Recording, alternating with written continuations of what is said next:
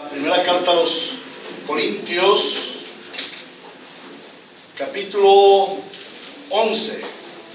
Y vamos a ir de los versículos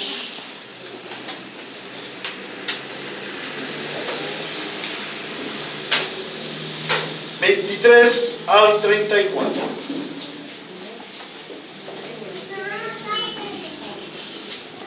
Esta es la predicación de la palabra del Señor correspondiente al día del Señor 6 de marzo de 2016.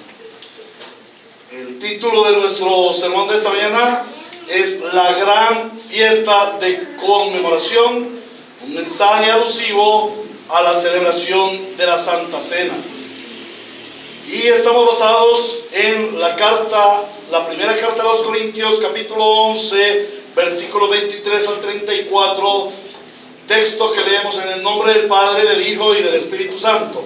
Dice así: yo recibí del Señor lo mismo que les transmití a ustedes, que el Señor Jesús, la noche en que fue traicionado, tomó pan y después de dar gracias, lo partió y dijo: este pan es mi cuerpo que por ustedes entrego, hagan esto en memoria de mí.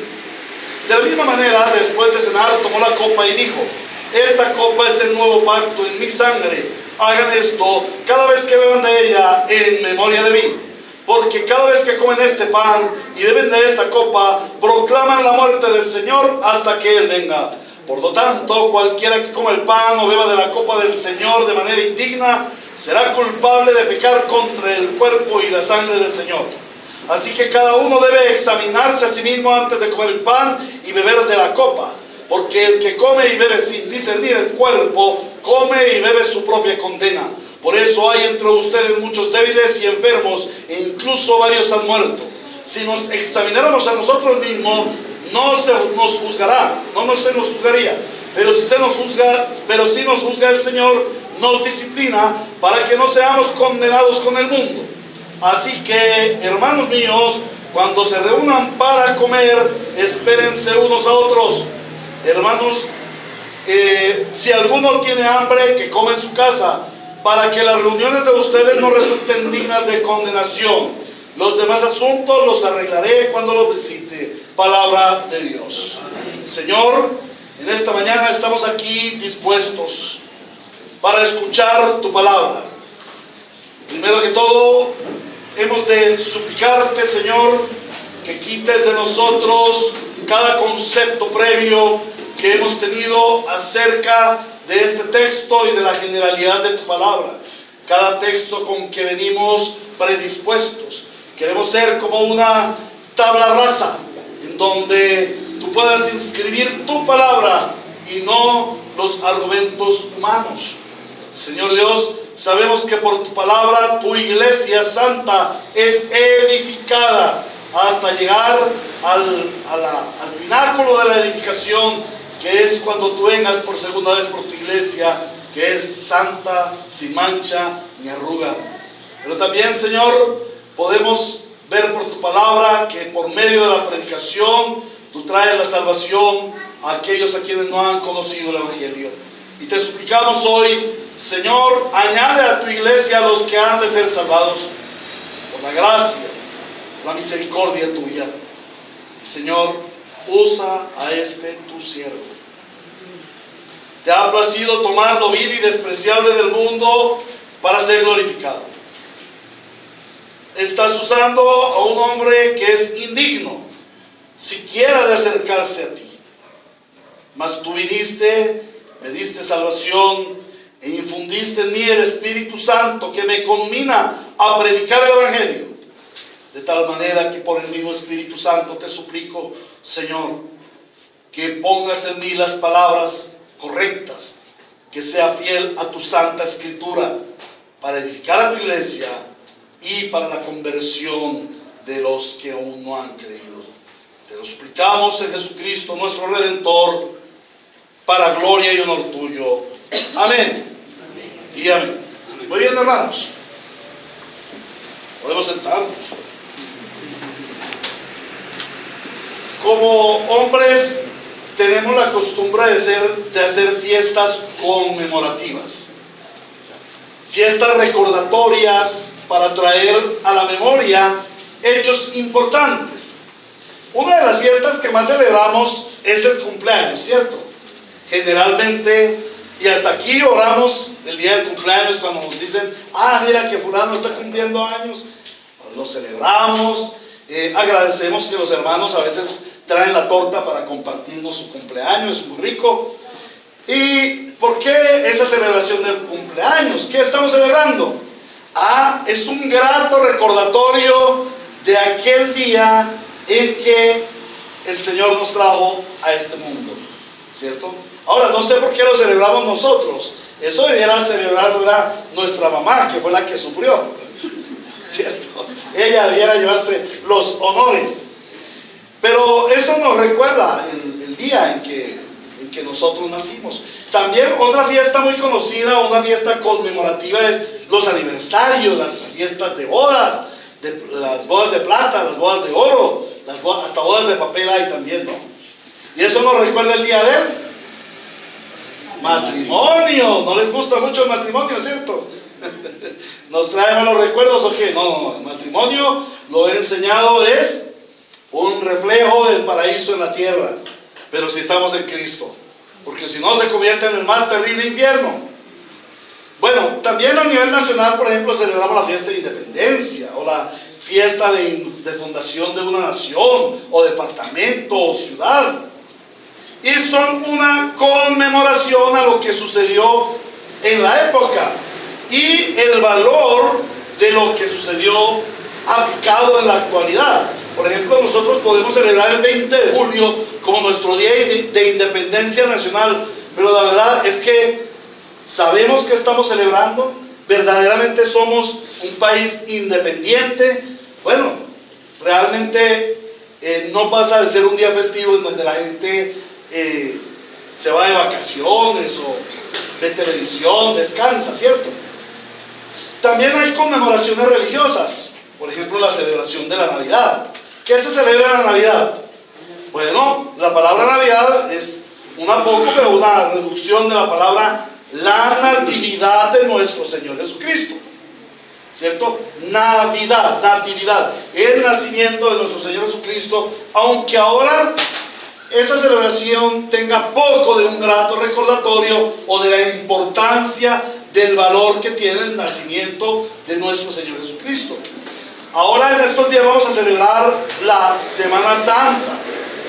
También entre los protestantes o reformados, el 31 de octubre es un día importante porque nos trae a la memoria cuando Martín Lutero clavó las tesis allá, las 91 tesis en la catedral de Wittenberg. Gracias, sabemos, wow, qué bien, sabemos bien la historia. Y eso nos trae a memoria el inicio de la Reforma Protestante. Pero la pregunta es, ¿y por qué los hombres estamos dados como a recordar esas cosas? ¿Por qué tenemos esas costumbres? La realidad es que Dios creó al ser humano dándole esta característica. Y desde el comienzo Dios le dio al hombre una fiesta memorable. ¿Cuál fue la primera fiesta memorable? El séptimo día de la creación, o bien conocido como el día de reposo. Si es cierto, es el séptimo día de la creación, pero es el primer día de la existencia del ser humano. Era el último día de la creación, pero era el primer día de la vida del ser humano. Y Dios le dio al hombre el primer día de su existencia como el día de reposo. Día de reposo. Una fiesta que le debía traer a memoria a nuestros primeros padres el hecho de que Dios es creador y Señor de todo. Les invito a que abramos la Sagrada Escritura en el libro de Éxodo, en el capítulo 20, en donde vemos claramente ese día de reposo. Aquí dice en el versículo 8, es el cuarto mandamiento de la ley de Dios.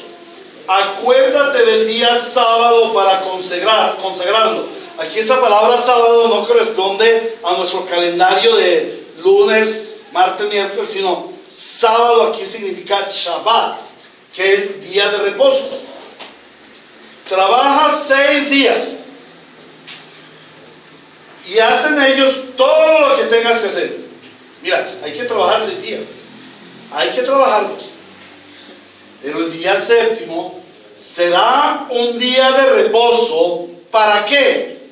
Para honrar, para hacer una fiesta memorable al Señor tu Dios. En ese día no vas a hacer ningún trabajo. Ni tú, ni tu hijo, ni tu hija, ni tu esclavo, ni tu esclava, ni tus animales, ni tampoco los extranjeros que viven en tus ciudades.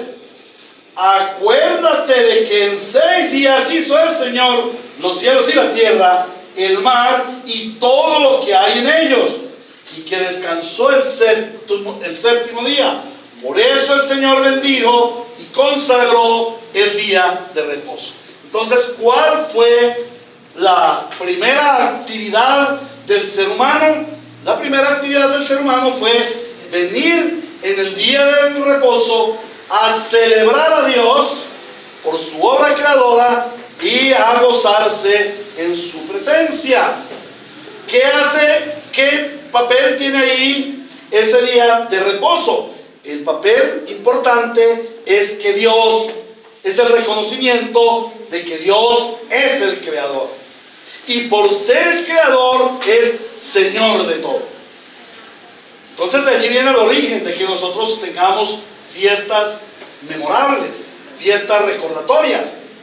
A través de toda la Biblia vemos cómo Dios mismo ha instituido fiestas conmemorativas, fiestas que traen a la memoria al ser humano los grandes hechos de Dios. La más importante del Antiguo Pacto fue la fiesta de la Pascua, recordando cómo el Señor libertó a todo un pueblo, cerca de 3 millones de personas, de la esclavitud en Egipto. Pero también hay otra fiesta, que es la fiesta de las cosechas, o también conocida como el Pentecostés. Esto fue instituido por el Señor. También había una fiesta de un año completo.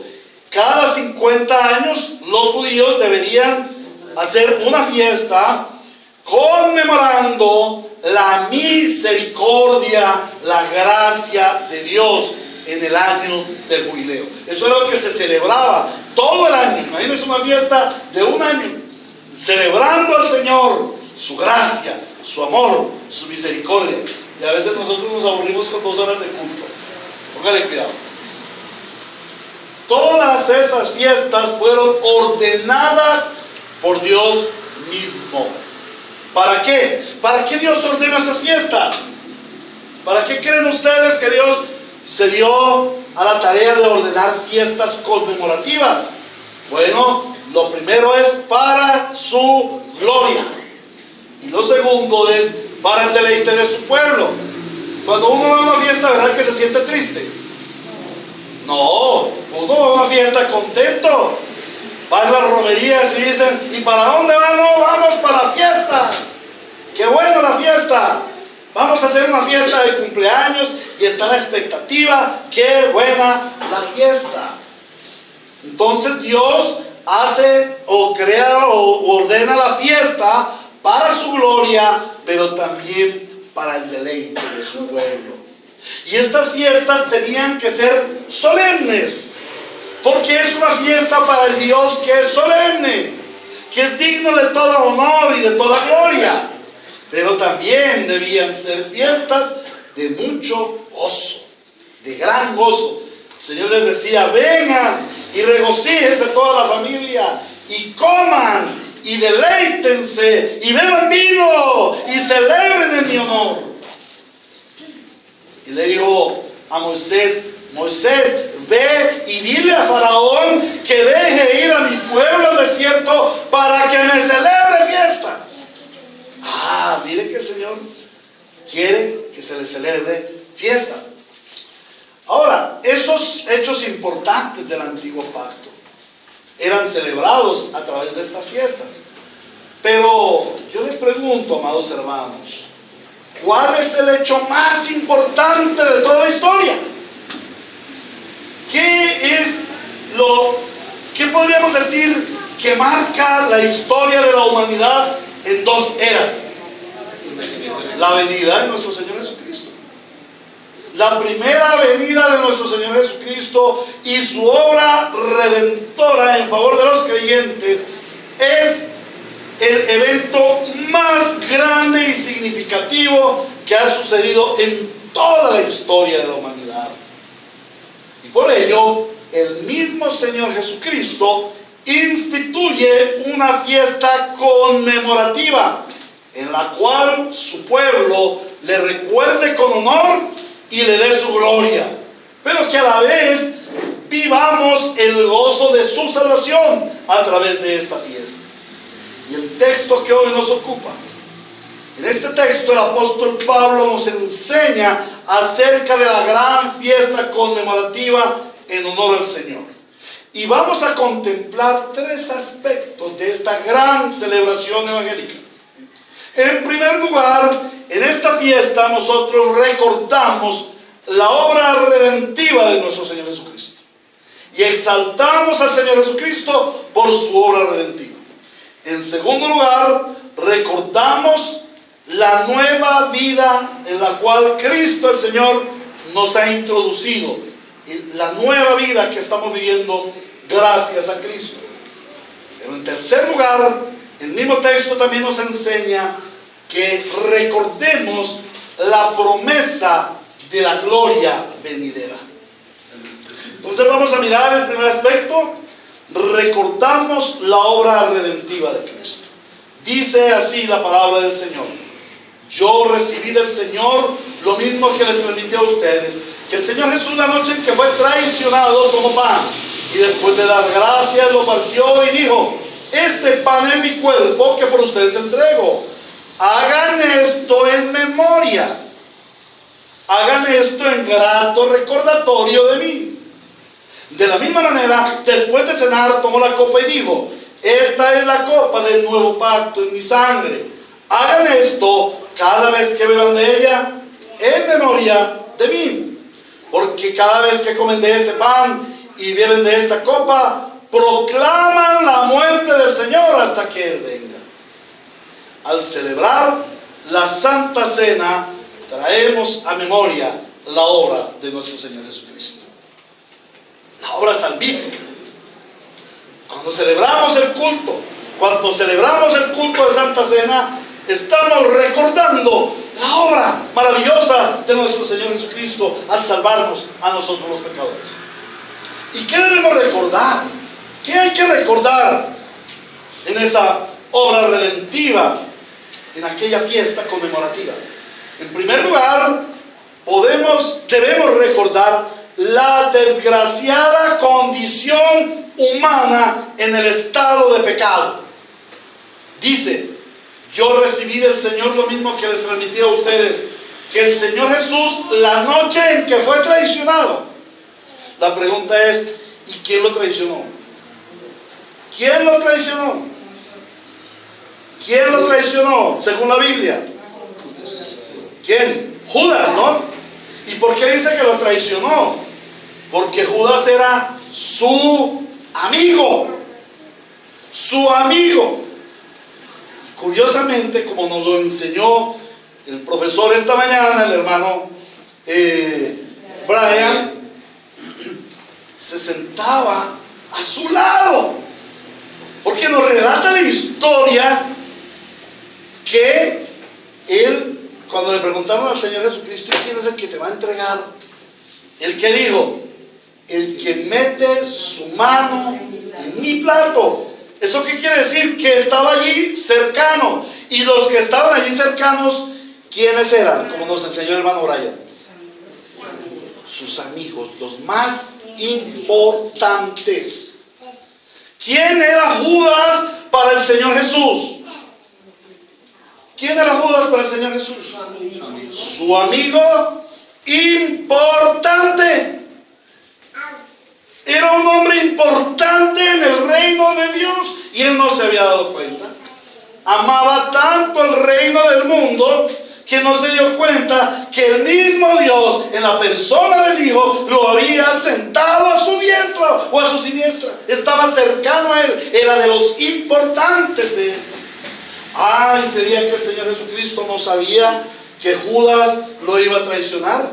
Claro que el Señor Jesucristo lo sabía.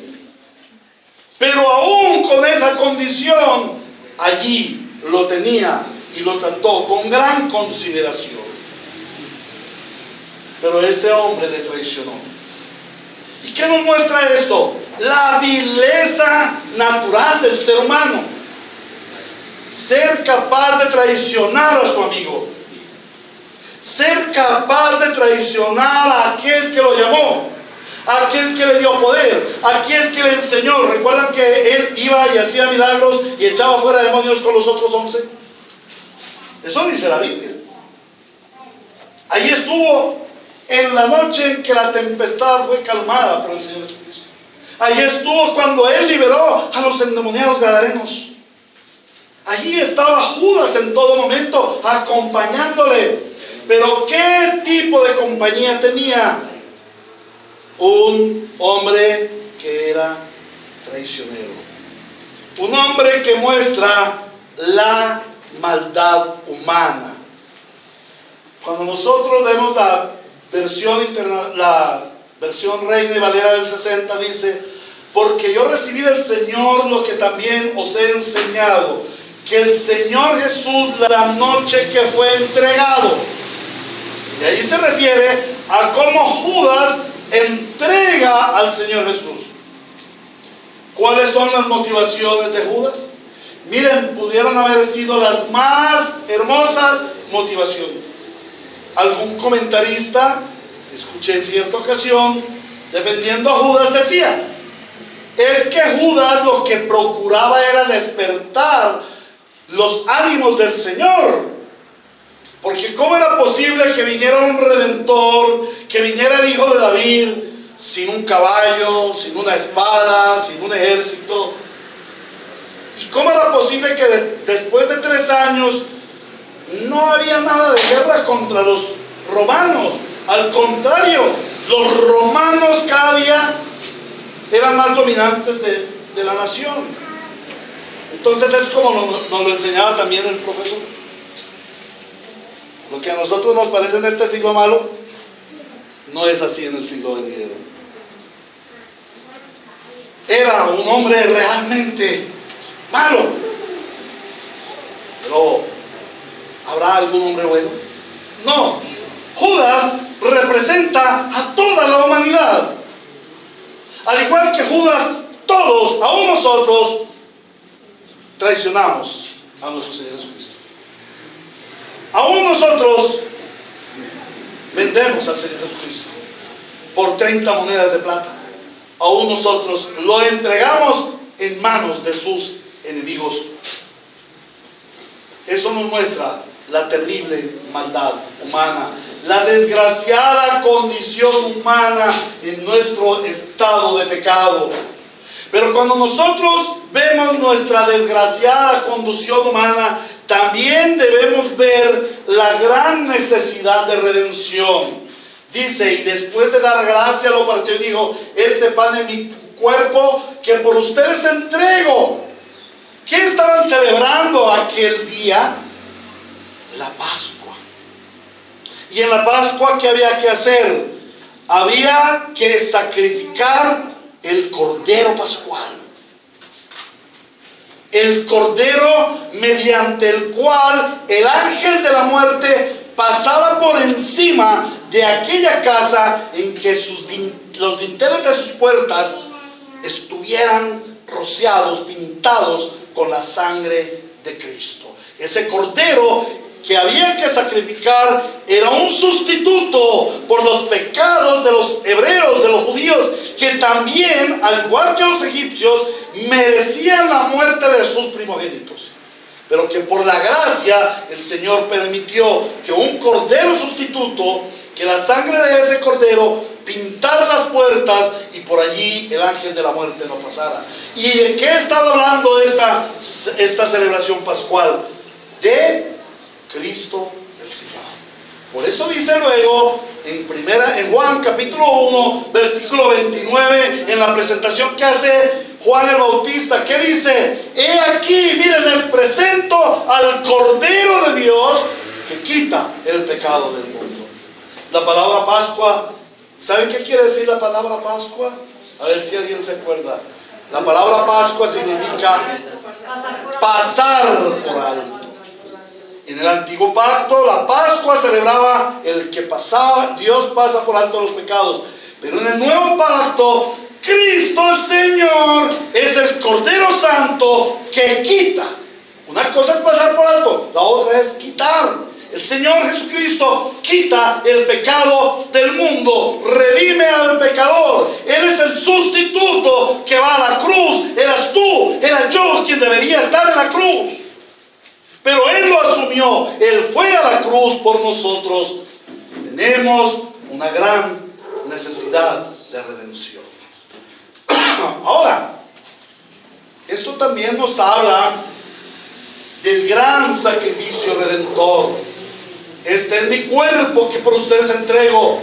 De la misma manera, después de cenar, tomó la copa y dijo: esta copa es el nuevo pacto en mi sangre. ¿De qué nos está hablando allí? Del gran sacrificio redentor. La palabra de Dios dice claramente: sin derramamiento de sangre no hay remisión de pecados. ¿Y eso qué quiere decir? El pecado acarrea la muerte. Dios dijo a nuestro padre Adán: si comes del árbol que yo te prohíbo, ciertamente muriendo te morirás. Muriendo morirás. ¿Cuál es la paga del pecado? La muerte. ¿Cuán poderoso es nuestro pecado que produjo la muerte de toda la humanidad? Pero eso no es lo grave. Lo verdaderamente grave es que la muerte tocó al único justo, a Jesucristo, nuestro Señor. Él murió. Lo grave del pecado no es que nosotros muramos. Lo grave del pecado es que Él tuvo que morir para pagar el precio de nuestro pecado. Es el gran poder. Cuán pecaminoso es nuestro pecado, que solo el Hijo de Dios tenía el poder y la autoridad para pagar el pecado y vencer al pecado. Pero allí también, en este gran sacrificio redentor, vemos el gran amor sacrificial de Cristo para ofrecerse como sustituto. Dice en la versión Reina Valera, allí en el 11:23, porque yo recibí del Señor lo que también os he enseñado, que el Señor Jesús, la noche que fue entregado, ¿quién entregó al Señor Jesús? Bueno, en realidad fue Judas el que lo vendió, y allí habla de esa entrega. Pero ¿qué nos dice la Biblia acerca de quién entregó al Señor Jesús realmente? Dios lo entregó para la propiciación de nuestros pecados. Y el versículo quizás más conocido de toda la Biblia: de tal manera amó Dios al mundo que ¿qué? Entregó a su Hijo unigénito, para que todo aquel que en Él crea no se pierda, mas tenga vida eterna. Lo entregó como sustituto, el Santo muriendo por los pecadores, su muerte por nuestra vida.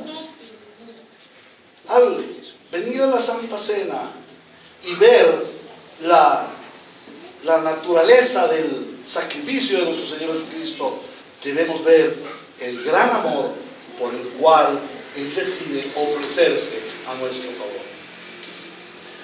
Entonces, lo primero que recordamos es el gran sacrificio de nuestro Señor, la obra redentiva de Cristo. Pero también el texto nos habla de que debemos recordar la nueva vida en Cristo. Dice: porque cada vez que comen de este pan y beben de esta copa, proclaman la muerte del Señor. ¿Y por qué hay que proclamar la muerte del Señor? ¿Qué tiene de grato proclamar la muerte de una persona? A diario en Medellín mueren 5 o 10 personas violentamente por los problemas de las bandas, por la violencia, los asesinatos, los robos, todo esto. Mueren 5 o 10 personas diariamente. Bueno, ¿y por qué no celebramos? ¿Por qué no conmemoramos esas muertes? Bueno, porque esas muertes son solamente el pago de su pecado. Solamente el pago de su pecado. Pero ¿por qué razón nosotros proclamamos durante 2000 años la muerte de nuestro Señor Jesucristo? Porque Él nos redimió. ¿Nos redimió de qué? De la ira de Dios, de la muerte eterna, del castigo por nuestro pecado. Pero Él no solamente nos redimió, sino que nos trajo a una nueva posición en Cristo. De manera que si alguno está en Cristo, es una nueva criatura. Y aquí las cosas viejas pasaron. Todas las cosas viejas pasaron. He aquí, todas son hechas nuevas. Entonces, la obra de Cristo no fue simplemente salvar pecadores. La obra de Cristo fue salvar pecadores para convertirlos en santos. ¡Aleluya! ¡Qué gran poder el de nuestro Señor Jesucristo! De manera que Él dice que ahora nosotros somos una nación santa, un linaje, un real sacerdocio, un pueblo adquirido. ¿Adquirido a qué precio? Comprado por sangre. Comprado con la sangre de Cristo. ¿Qué precio tan alto pagó Él? ¿Para qué? Para hacernos una nación santa. Entonces, cuando nosotros venimos a la Santa Cena, recordamos la nueva vida en Cristo y por eso proclamamos con gozo la muerte del Señor. Esto nos recuerda que somos hijos de Dios. Y somos hijos de Dios no por condición. Porque si hubiera alguna condición para nosotros ser hijos de Dios, no la podríamos cumplir. Somos hijos de Dios por imputación, por posición dada por Cristo mismo a nosotros, para que dejemos el reino de las tinieblas, abandonamos el reino de las tinieblas y somos traídos al reino de su admirable luz. Entonces esto nos recuerda que somos santos, santos. Cada vez que venimos a la cena del Señor debemos recordar que somos santos. Ya no somos pecadores, ratas inmundas y cosas así como se suele decir. No, es que nosotros somos unos pecadores, ratas del pantano, que no servimos para nada. No. Toda la Sagrada, todo el Nuevo Testamento, las cartas explicativas del Evangelio nos dicen que Él murió tomando el lugar de nuestra pecaminosidad para traernos a santidad. A santidad. Y nosotros somos santos no por lo que hacemos, sino por lo que somos en Él. Ahora algunos dirán, hombre, lo que tú nos vienes a decir nos va a llevar a pecar más. Eso es un hipercalvinismo. No, hermano, nosotros somos pecadores. Bueno, la Biblia dice que nosotros ahora en Cristo somos santos. Santos que caemos en pecado, por lo cual debemos arrepentirnos con gran vergüenza, con gran dolor. ¿Por qué? Porque es natural para un pecador pecar. Que un pagano, que un inconverso adultere, fornique, robe o mate, esa es su naturaleza. Pero que un cristiano que es santo tenga pensamientos lascivos, adultere en su corazón, como nos lo dice Mateo capítulo 5, o codicies siquiera el dinero, el auto, la casa del prójimo, no codiciarás ni la mujer, ni su asno siquiera codiciarás de tu prójimo.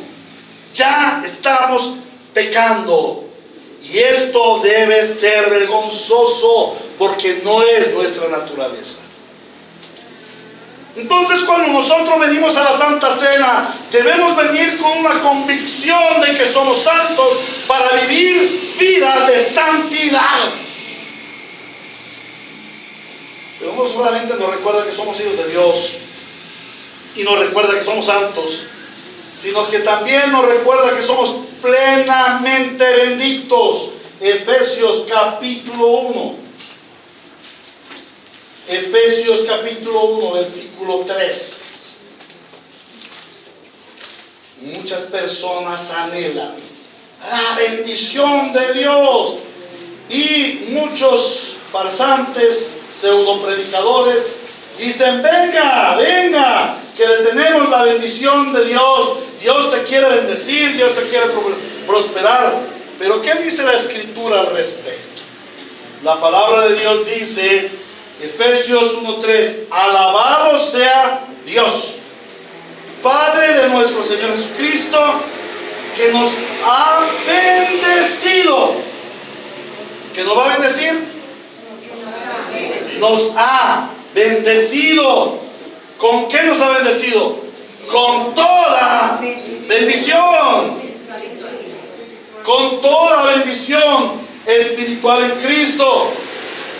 ¿Y cuál fue esa bendición? Pues ¿quién nos escogió antes de la creación del mundo para que nosotros, que éramos pecadores, ahora seamos santos y sin mancha delante de Él? ¿Y por qué lo hizo? Por amor. En amor nos predestinó para ser adoptados sus hijos. ¡Wow! Toda la bendición. ¿Puede haber alguna mayor bendición sobre la faz de la tierra para persona alguna que el ser hijo de Dios? Que ser hijo del Creador del universo. Que tener la esperanza gloriosa de su pronta venida y de irnos a vivir eternamente con Él. Y eso me lleva al tercer punto de nuestro sermón. Recordamos la promesa de la gloria venidera. Dice, porque cada vez que comen este pan y beben de esta copa, proclaman la muerte del Señor. ¿Hasta cuándo? Hasta que Él venga. La esperanza del creyente está en que nosotros esperamos que Cristo venga. Puestos nuestros ojos en Jesús, el autor y consumador de la fe. ¡Wow! Nosotros no tenemos esperanza para este mundo. La esperanza del cristiano en este mundo es: en el mundo tendréis aflicciones. Esa es la esperanza para este mundo. Pero no os preocupéis, yo he vencido al mundo. Y Cristo dice: pronto vuelvo. Pero lleváis 2000 años esperando la venida y no ha llegado. Ilusos, bobos. ¿Ah? Porque para el Señor 1000 años, 2000 años no es nada, porque Él es el autor del tiempo. Y si Cristo está en nosotros, nada es los pocos años o los pocos días que nos quedan de vida esperando al que pronto ha de venir. Y yo digo pronto ha de venir porque le espero. Y quizás sea mañana, o en un año, o en 100 años, o en 1000 años. No me interesa. Es pronto porque el Señor lo dijo. Pronto vengo por ustedes. Pero nadie sabe ni el día ni la hora. Lo que nos debe importar es el hecho. Él va a venir pronto. Pero no solamente esta promesa de la gloria venidera es el hecho de que Cristo venga, sino que esto también nos recuerda que en este siglo malo, en este presente mundo malo, nosotros somos transitorios. nada de nosotros va a quedar edificado en esta tierra. Somos transitorios, somos pasajeros, somos como nube que arrebata el viento, dice la palabra. Somos transitorios en este mundo. Y cada vez que recordamos la promesa de la gloria venidera, debemos recordar que este mundo es pasajero. Y que pase lo que nos pase, es pasajero. Esto también pasará. En segundo lugar, nos recuerda que tenemos una meta a donde llegar. Y esto sí que es glorioso, hermanos. En alguna ocasión oí a alguien que decía: el que no sabe para dónde va, cualquier bus le sirve y en cualquier parte se queda. Personas sin rumbo, sin destino. El cristiano tiene un rumbo y un destino ciertísimo. Tiene una meta a dónde va a llegar. Tenemos una visión definida de para dónde vamos. ¿Y eso qué tiene, hermano? Eso tiene que ver con tu vida. Porque si tú vives con una visión, indudablemente caminarás hacia esa visión. Habacuc, capítulo 2, versículo 14.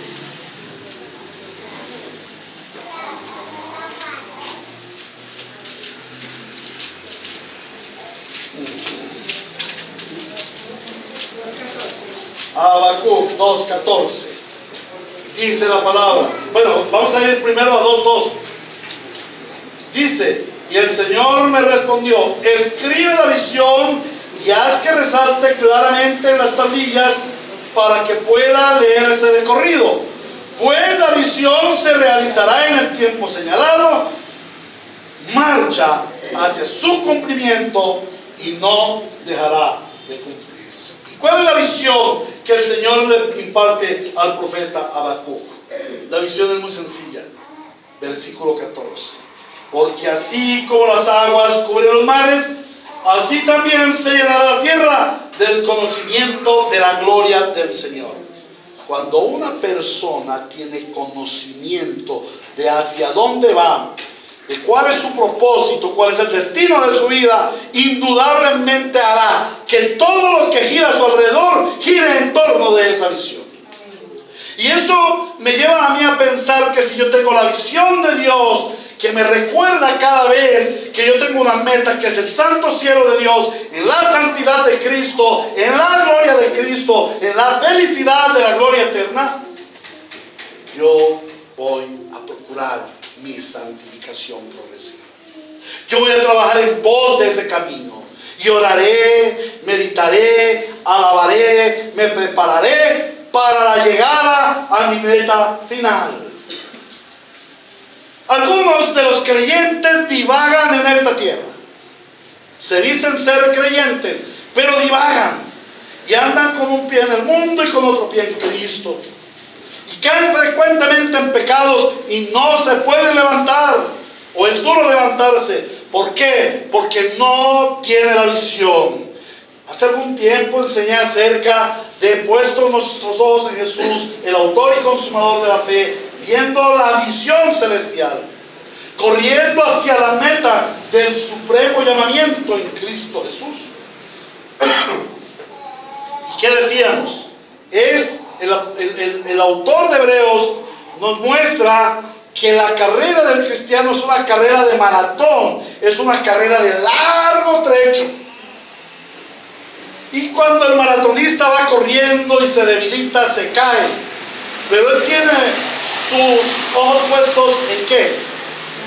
En la meta. En llegar a la meta para recibir la corona de laurel que le ponen al campeón.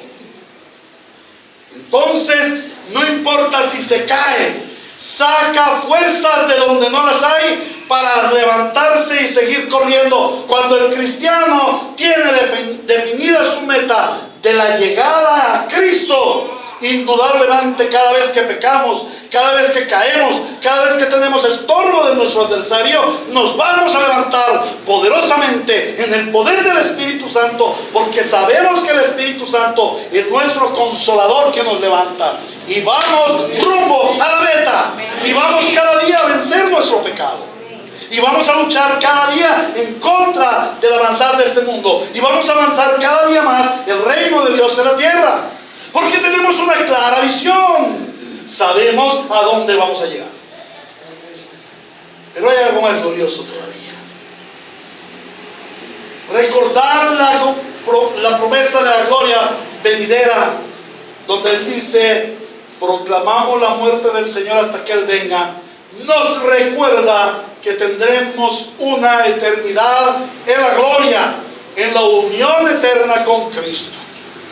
Hermanos, ya hablamos del evento más importante que ha sucedido en la historia humana. ¿Cuál fue?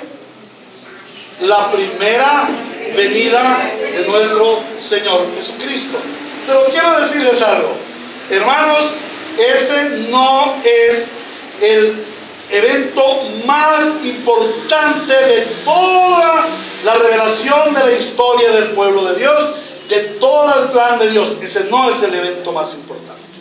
¿Quieren saber cuál es el evento más importante en todo el plan, en toda la voluntad de Dios, en todo el decreto de Dios? El evento más importante es su segunda venida y el matrimonio, la boda entre Cristo y su iglesia. Ese día será glorioso.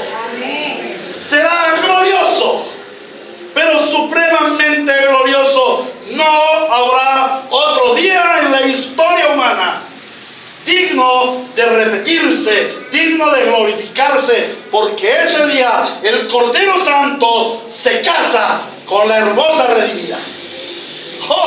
Y entonces la esposa y el Cordero viviremos para siempre en la gloria y en la dicha de nuestro Padre, y nos deleitaremos contemplándole, adorándole y glorificándole.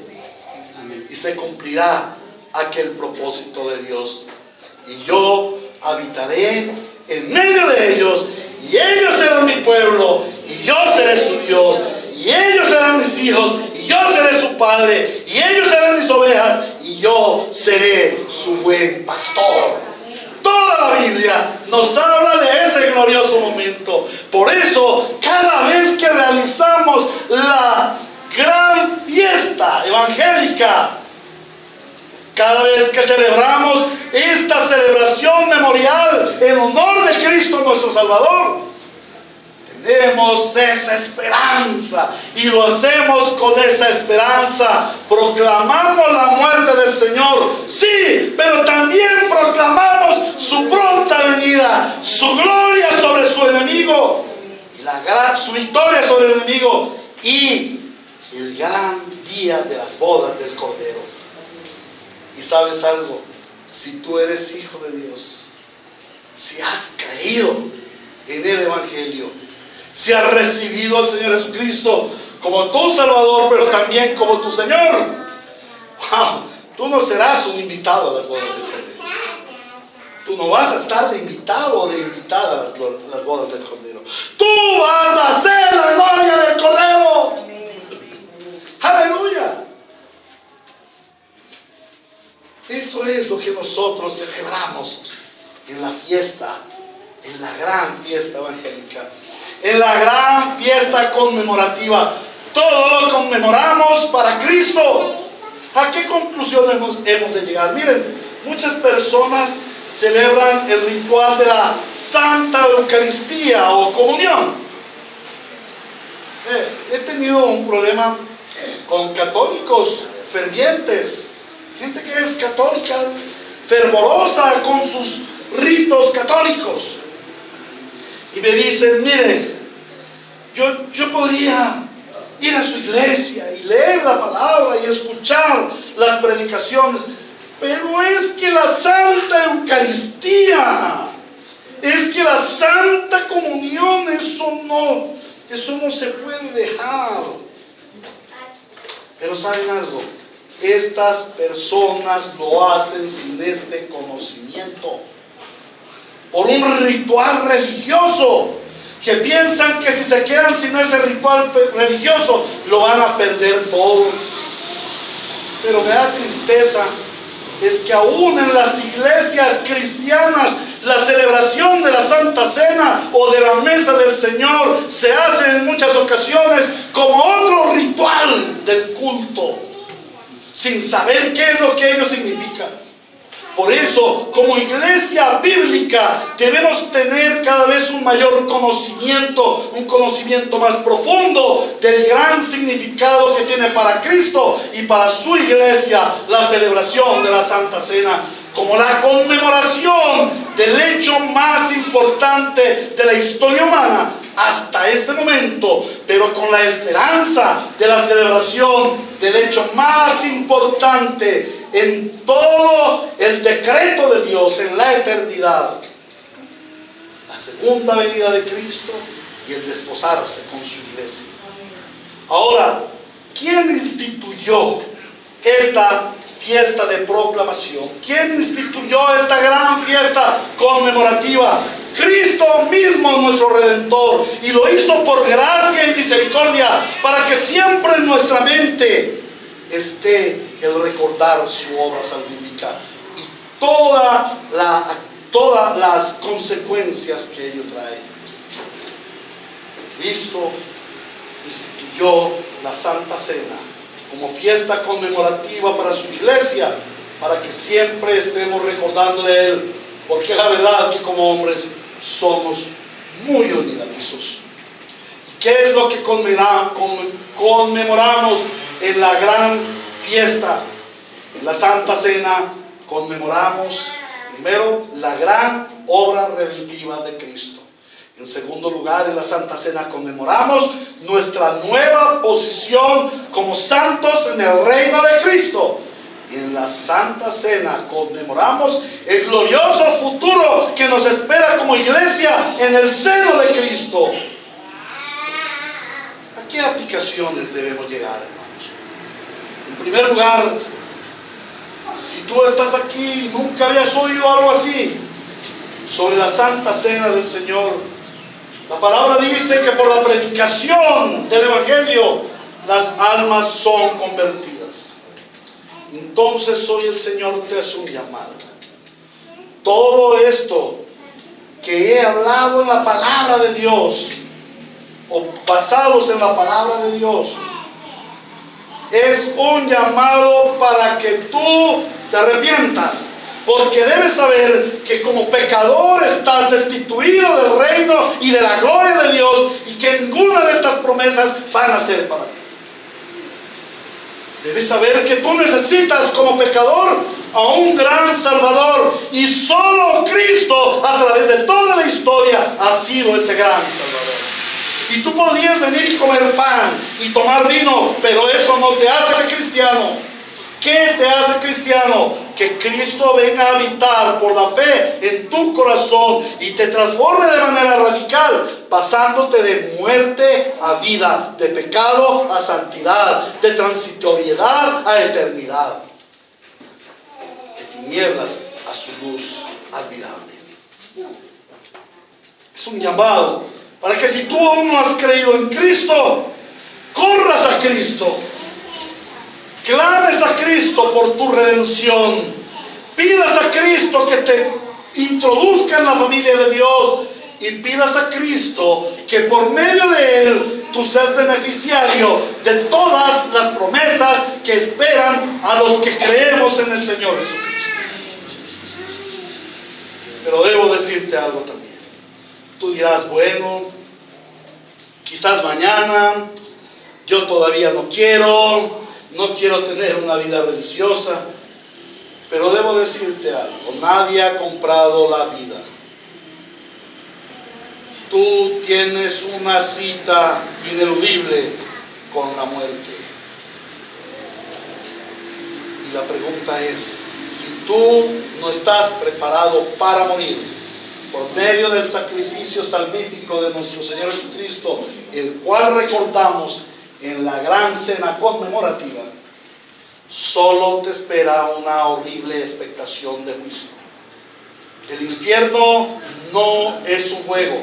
El Señor Jesucristo habló más del infierno que del cielo, habló más del infierno que de la prosperidad, habló más del infierno que de los milagros. el Señor Jesucristo habló del infierno para prevenir a las gentes, para que no caigan en ese horrible lugar.